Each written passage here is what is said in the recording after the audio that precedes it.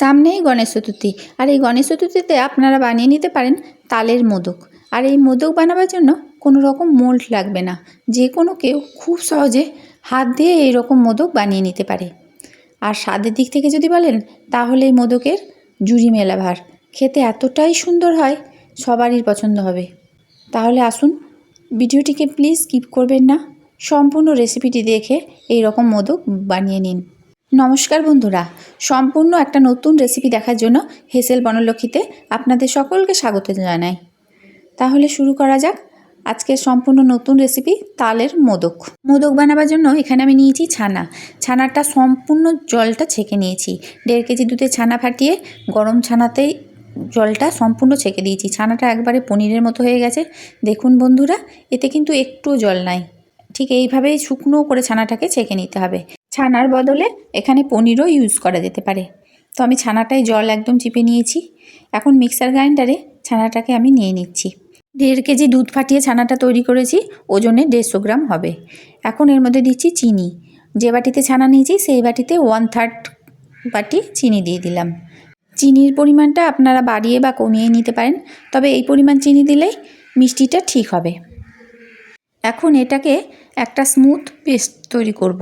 দেখুন বন্ধুরা, মিক্সার গ্রাইন্ডারে আমি একবারে স্মুথ পেস্ট তৈরি করে নিলাম। চামচ দিয়ে তুলে তুলে দেখিয়ে দিচ্ছি কতটা স্মুথ হয়েছে, আর এখনই দেখতে কতটা সুন্দর লাগছে। এই পেস্টটা এখন একটা কড়াইয়ের মধ্যে নিয়ে নিচ্ছি। সমস্ত ছানার পেস্টটা কড়াইয়ে নিয়ে নিলাম। এখন আমি নেব তালের পাল্প। 1/2 বাটি পরিমাণ তালের পাল্প নিয়েছি। তালটা আমি আগেই ঘষে নিয়ে ফুটিয়ে নিয়ে রেখেছিলাম, তার জন্য তালের পাল্পটা পুরু হয়ে গেছে। দেখুন কতটা পুরু। এটা পরিমাণে 1 বাটি হবে, তা ফুটিয়ে ফুটিয়ে 1/2 বাটি করে নিয়েছি। এখন এই তালের পাল্পটা ছানার পেস্টের মধ্যে নিয়ে নিচ্ছি। তবে খেয়াল রাখতে হবে এই তালের পাল্প যেন তেতো না হয়। তালের পাল্পটা অবশ্যই মিষ্টি হতে হবে।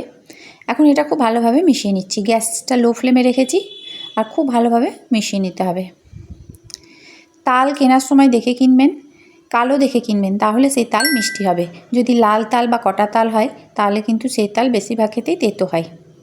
এটা কালো তাল ছিল, তাই খুব মিষ্টি। এটা এখন শুধু নেড়ে যেতে হবে, আর লো ফ্লেমে রাখতে হবে।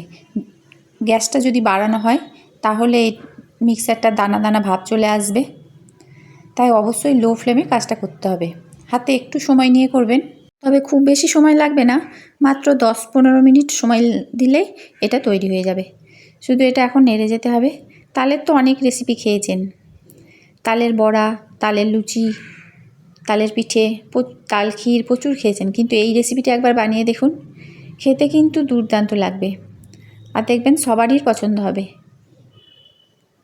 এখন এটা সমানে নেড়ে যাচ্ছি।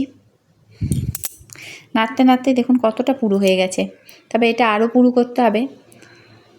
তবে এটা শুধু পুরু করলেই হবে না, এটা শেষে আমি আরেকটা জিনিস অ্যাড করব, সেটা আস্তে আস্তে আমি দেখিয়ে দিচ্ছি।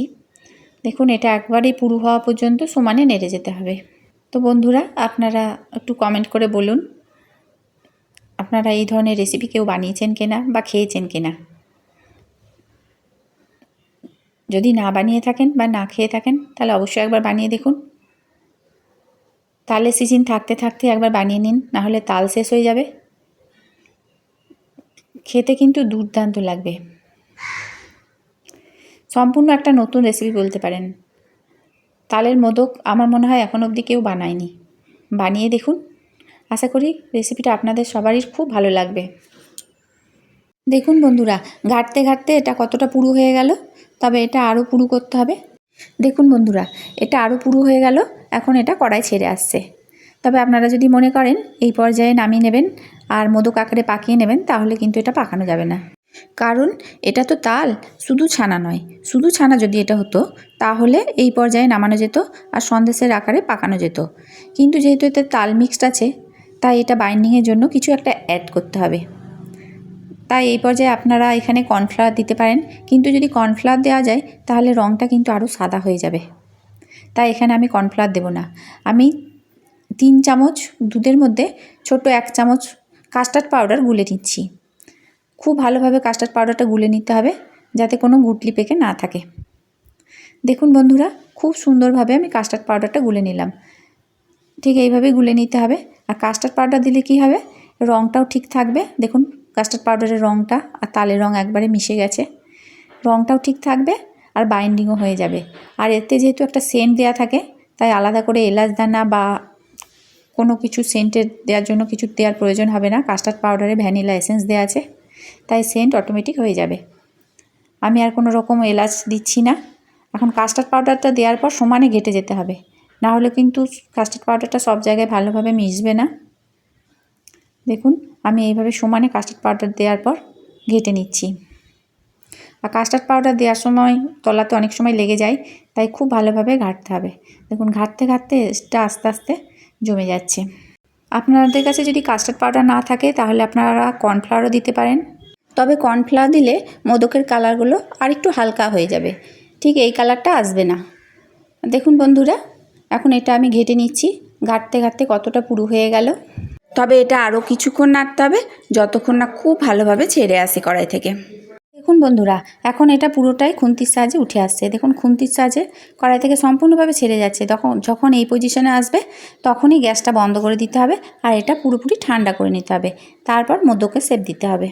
এখন মণ্ডটা ঠান্ডা হয়ে গেছে, এখন মোদকগুলো বানিয়ে নিচ্ছি। তার জন্য এভাবে একটা করে লেচি কেটে নেব। সাইজটা আপনারা আপনাদের পছন্দ মতো করতে পারেন, ছোট বড়। তো আমি এই সাইজের করছি।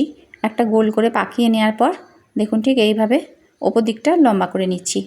ঠিক মোদক যেমন দেখতে হয় সেইভাবে এটাকে বানিয়ে নিচ্ছি। বানানোটা খুবই সহজ। এখন নিলাম একটা টুথপিক, আর টুথপিকের সাহায্যে এর উপরে একটা করে এমনি করে দাগ কেটে দেবো। এই কাজটা আপনারা চামচের সাহায্যেও করতে পারেন, তবে চামচের সাহায্যে করলে একটু মোটা হবে। আমি এখানে টুথপিকের সাহায্যে এই দাগগুলো এভাবে দিয়ে দিচ্ছি। বানানোটা খুবই সহজ, যে কোনো কেউ খুবই সহজে বানিয়ে নিতে পারবেন। দেখুন মোল্ড ছাড়াই কি সুন্দরভাবে মোদকগুলো তৈরি করা যাচ্ছে। দেখুন আমার একটা মোদক বানানো হয়ে গেল। এইভাবে আমি সব মোদকগুলো বানিয়ে নেব। দেখুন কতটা সুন্দর দেখতে লাগছে, আর খেতে তো দুর্দান্ত হয়। এখন আরেকটা মোদক বানিয়ে আপনাদের দেখাচ্ছি। প্রথমে হাতের সাহায্যে ঠিক এইভাবে গোল করে নিতে হবে, তারপর হাত দিয়ে উপর দিকটা একটু উঁচু করে নিতে হবে। একটা টুথপিক দিয়ে এইভাবে দাগ কেটে দিলেই তৈরি হয়ে যাবে। দেখুন কতটা সহজে বানানো হয়ে যাচ্ছে। তাই আপনারা দেরি না করে এই তালের সিজন থাকতে থাকতেই এইভাবে মোদক বানিয়ে নিন, কোনো রকম মোল্ডের প্রয়োজন হবে না। দেখুন আরেকটা মোদক বানানো হয়ে গেল। রেসিপিটা আপনাদের কেমন লাগলো তা অতি অবশ্যই কমেন্ট করে জানাবেন। ভালো লাগলে লাইক করবেন, আর প্লিজ চারিদিকে আপনাদের বন্ধু বান্ধব আত্মীয় স্বজনদের কাছে বেশি বেশি করে একটু শেয়ার করে দেবেন, যাতে সকলে এই রেসিপি বানিয়ে নিতে পারে। আর যদি ভালো লেগে থাকে তাহলে অতি অবশ্যই একটা করে লাইক দেবেন।